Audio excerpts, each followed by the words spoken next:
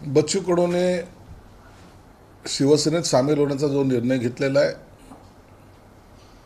तो अत्यंत विचारपूर्वक घेतलेला आहे. एखादा आमदार स्वतःच्या ताकदीवर तीन तीन वेळा जेव्हा अपक्ष म्हणून निवडून येतो, निश्चितच त्याला काही पार्श्वभूमी असते. आता एकनाथ शिंदे साहेबांच्या बरोबर काम करताना त्यांनाच याची कल्पना आहे की नेमकी राजकारणाची दिशा काय असावी.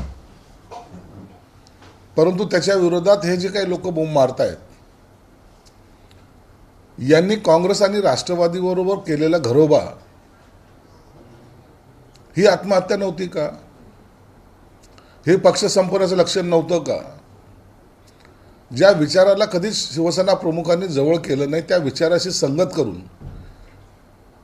नाहीये तर शय्या करून अशा प्रकारे राज्य चालवणं हे शिवसेना प्रमुखाला अभिप्रेत होतं का?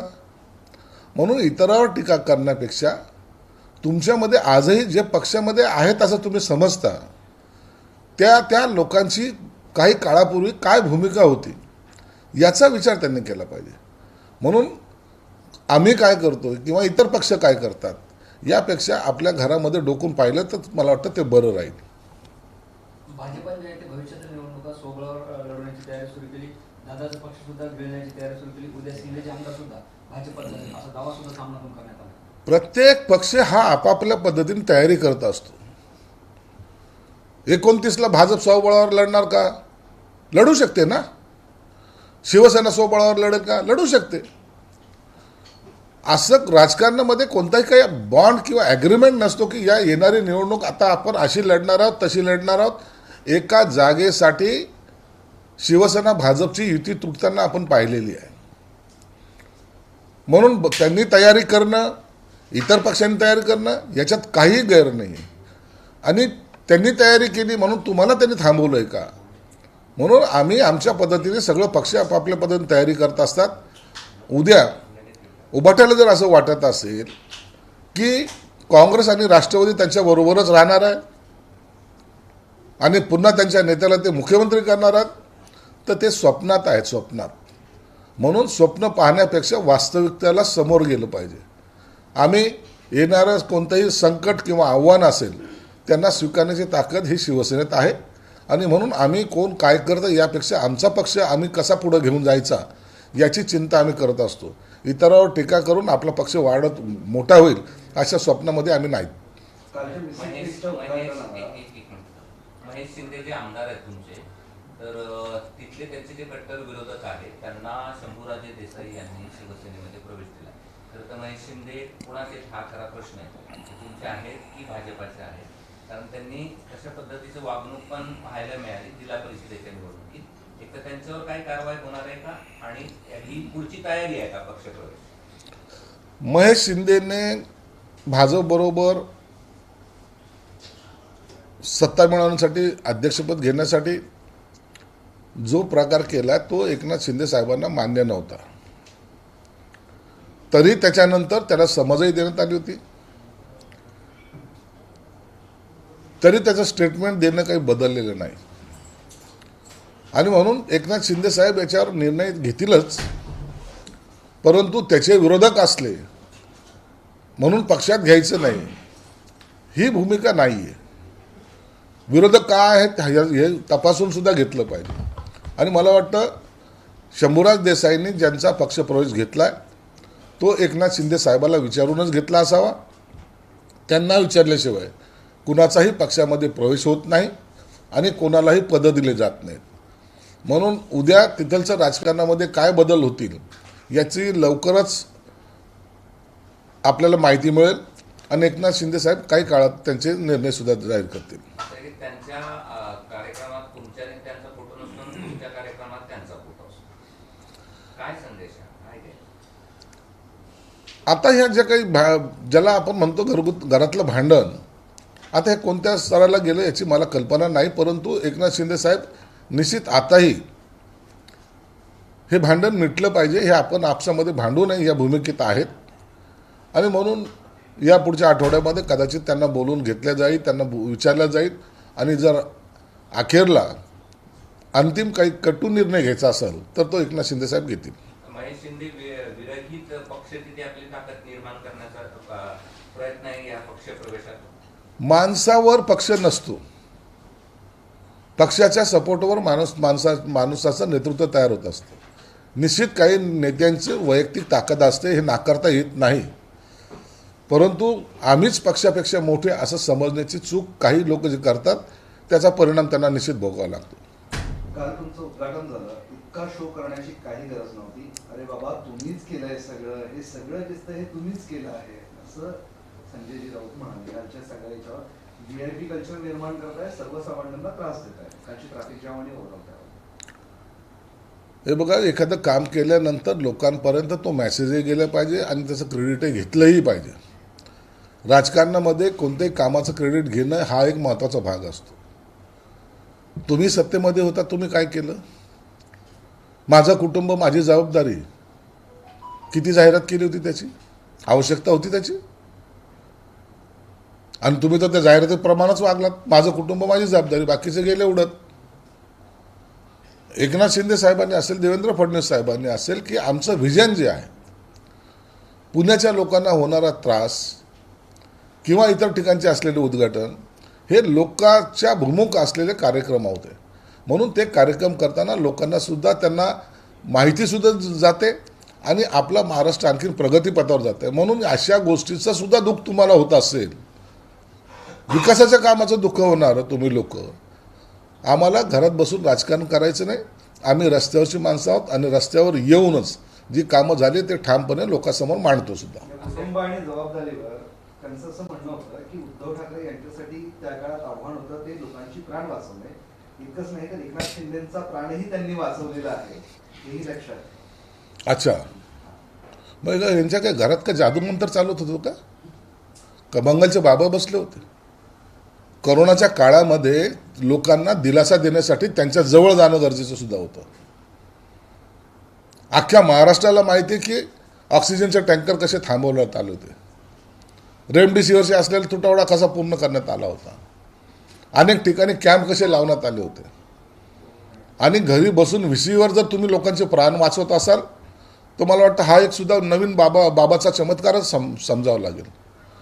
ही बाबागिरी करून असे लोक बरे होत नसतात. एकनाथ शिंदे साहेबाला सुद्धा कोरोनाचा हे झाला होता, संसर्ग झाला होता, त्यांनी त्याच्यातून ते सुद्धा बाहेर निघालेत, परंतु लोकांची सेवा करणं सोडलं नाही. तुमची सेवा म्हणजे घरात बसून लोकांना आशीर्वाद देण्याची, आमची सेवा म्हणजे लोकांमध्ये काम करून त्यांचे आशीर्वाद घेण्याची. हा तुमच्यातला ना आमच्यातला फरक आहे.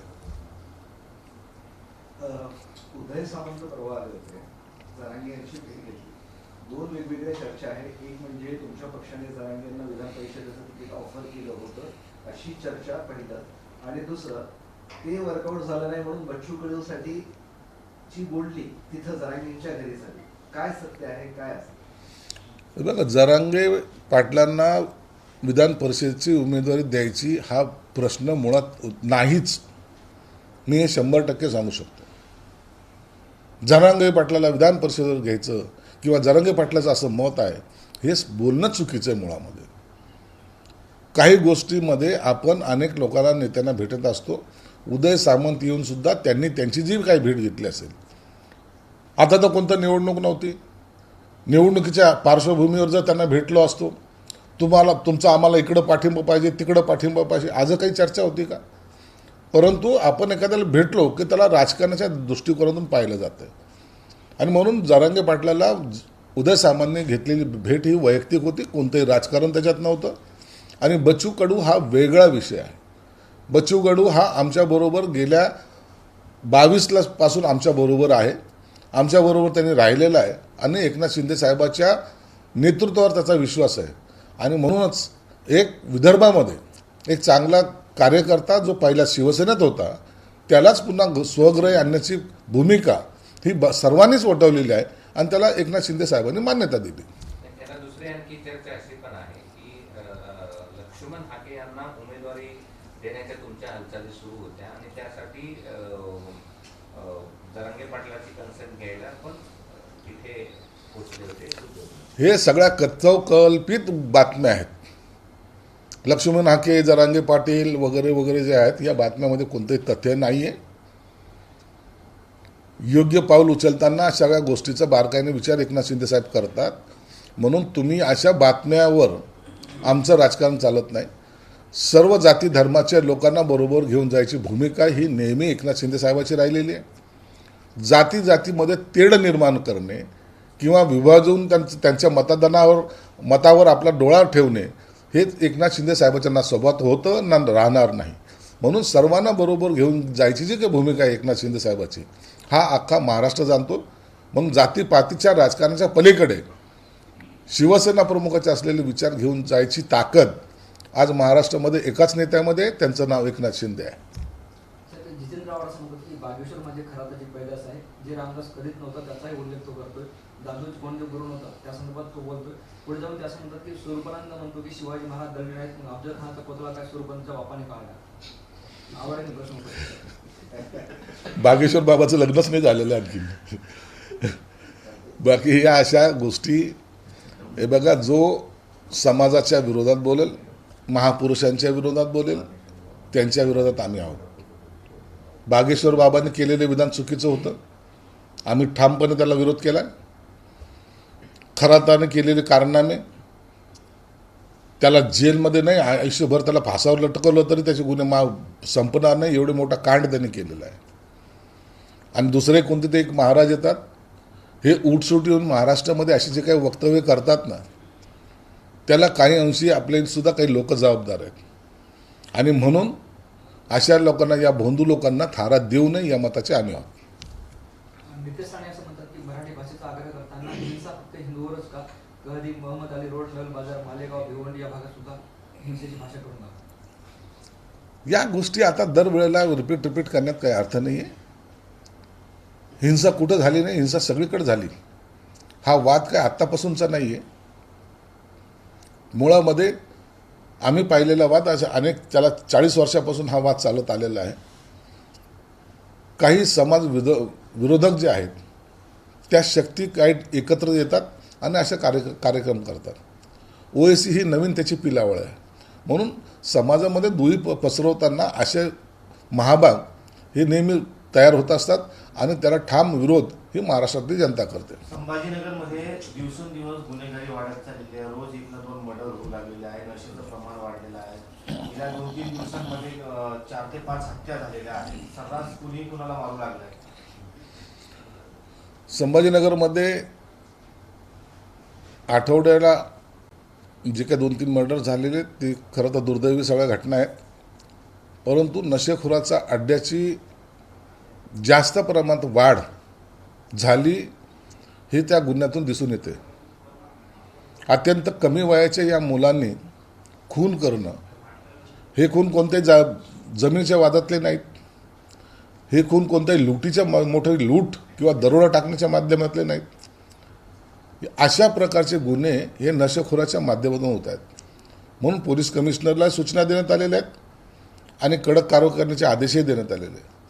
खून झाल्यानंतर ते पाहण्यापेक्षा खुनाचे कारण काय किंवा त्याच्यापूर्वी या शहरातली सुरक्षेची व्यवस्था कशी याकडे त्यांनी लक्ष दिलं पाहिजेत. आणि त्या पद्धतीने आता स्पेशल फोर्ससुद्धा त्यासाठी डेप्यूट केलेला आहे. भविष्यामध्ये अशा घटना घडणार नाही याची काळजी आम्ही सर्वजण घेतोय. मराठी भाषेचं तुम्हाला असं का वाटतं की 2019ला दोन्ही पक्ष स्वतंत्र लढतील, शिवसेना भाजप 29ला, आणि त्याचीच तयारी तुम्ही करताय का मग वेगवेगळे प्रवेश? तसं नाही आहे. राजकारणामध्ये कोणतंही शाश्वत असं राजकारण नसतं. कधी काँग्रेस राष्ट्रवादी ही उभाटाबरोबर जाईल असं स्वप्नात तरी वाटलं होतं का? गेले. अनेक युत्या अशा झालेल्या आहेत या देशामध्ये की ज्या युती कधी स्वप्न जरी उघड्या डोळ्याने जरी पाहिलं तरी कधी सत्य होईल असं वाटत नव्हतं. आपण पाहिलं जम्मू काश्मीरमधली युती पाहिलेली, इथलची युती पाहिलेली, अनेक राज्यातली युती आपण पाहिलेल्या आहेत. म्हणून उद्या काय घडेल याचा अंदाज बांधणं कठीण असतं. म्हणून आपला जो पक्ष आहे तो पक्ष मजबूत करणं हाच त्याच्यावरचा एक इलाज आहे. म्हणून आम्ही युती होईल का नाही होईल यावर चर्चा करत नाही. पक्ष मजबूतीवर आमची चर्चा असते. वेगवेगळे लढतील असं म्हटलं. प्रत्येकाचे अंदाज आहेत, परंतु आमची तर भूमिका हीच असणार आहे की महायुतीमध्येच लढलं गेलं पाहिजे. ताकद डिवाईड होता कामा नये. जर ताकद डिवाईड झाली तर विरोधकाला त्याचा फायदा होऊ शकतो. मराठी सक्ती संदर्भात हुसेन दरवार यांचे वक्तव्य समोर आले. ते असं म्हणतात की रिक्षा चालक शिकलेला नसतो, त्याला लिहिता वाचता आला असतं तर त्याने रिक्षा चालवली असते का? मराठी लोकांची मुलं इंग्रजी शिकतात, त्यांना मराठी येत नाही, गरीब रिक्षा चालकाकडून काय अपेक्षा करायची? हे नवीन त्यांनी काही दिव्य भाष्य केलेलं आहे. म्हणजे रिक्षा चालक अनपढ असतो असं जर त्यांना म्हणायचं असेल तर त्यांनी रस्त्यावर यावं. रिक्षा चालवणं हा गरिबीतला मधून निघलेला व्यवसाय असं समजण्याचं पाप त्यांनी करू नये. ग्रॅज्युएट पोरंसुद्धा रिक्षा चालवत आहेत. रोजंदारी कशातून मिळेल हा प्रयत्न प्रत्येक समाजातील घटक करतोय. आणि म्हणून असे वक्तव्य करून रिक्षा चालकाला अनपढ आहे, त्याची फॅमिलीच अशी आहे, म्हणजे याचा अर्थ तुम्ही त्या वर्गाला खऱ्या अर्थानं कमी लेखतायत किंवा त्यांची विटंबना करतात असं माझं मत आहे. ज्या राज्यामध्ये जो कोणी माणूस असेल त्याने ती भाषा शिकली पाहिजे, हाच त्याच्यामधला अर्थ आपण घेतला पाहिजे. ना की पुन्हा समाजामध्ये तेढ आणि गरिबी श्रीमंतीचा हा बडेजावपणा मला वाटतं हुसेन दलवाईसारख्या ज्येष्ठ नेत्याने करू नये. भविष्यात दादाची राष्ट्रवादी महाविकास आघाडीत येऊ शकतं असं विजय पवार म्हणाले. त्याबद्दल तर कल्पना नाही. अजितदादाची राष्ट्रवादी प्रत्येकजण आपल्या डोक्यावर घेऊन पळत चाललेला आहे. प्रत्येकाला वाटतं की आता यांना आपणच घेऊ. त्या पक्षाचं स्वतःचं अस्तित्व आहे. त्यांनी काय करायचं त्यांचा निर्णय त्यांना घेऊ द्या. भोरमधील नरसापूर येथे एक दुर्दैवी घटना घडली. 4 वर्षाची मुलीवर अत्याचार करून त्याचा खून करण्यात आला. आता तिथे लोक रस्त्यावर उतरले आहे, मोर्चा काढताय, फाशीची मागणी करत आहे. 2 वेगवेगळ्या जातीचे लोक आहेत, ते वाढत. हे अत्याचार करणारा कोणत्या जाती धर्माचा असला ना तरी त्याला चौकात असं पोलिसांनी आता एक धाडसाचं काम केलं पाहिजे. मागे एकदा हैदराबादमध्ये अशीच घटना घडली होती तर पोलिसांनी त्यांना इन्काउंटर केलं होतं. मला वाटतं या समाजामध्ये धाक जर निर्माण करायचा असेल ना तर यांना चौकामध्ये आणून यांची शिक्षा ज्याला म्हणतात ना ते खऱ्या अर्थाने त्यांनी दिली पाहिजे. अरे यार सर, पवन खेड़ा को सुप्रीम कोर्ट ने अग्रिम जमानत मिलने पर हेमंत शर्मा ने कहा है कि मुझे किसी से भी खासकर अभिषेक मनु सिंघवी से लोकतंत्र या शिष्टाचार पर सीख लेने की जरूरत नहीं है. यह असली मुद्दा एक महिला से जुड़ा है जिसका राजनीति से कोई लेना देना नहीं है. हेमंत बिस्वा.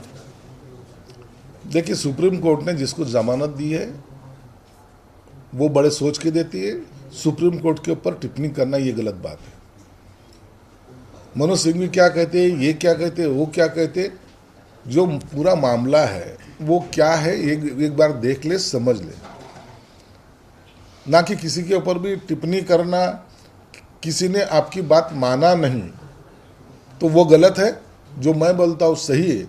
ये कहने की जरूरत हर कोई पार्टी का नेता करते रहता है और मुझे लगता है पवन खेड़ा भी उससे कोई अलग नहीं है.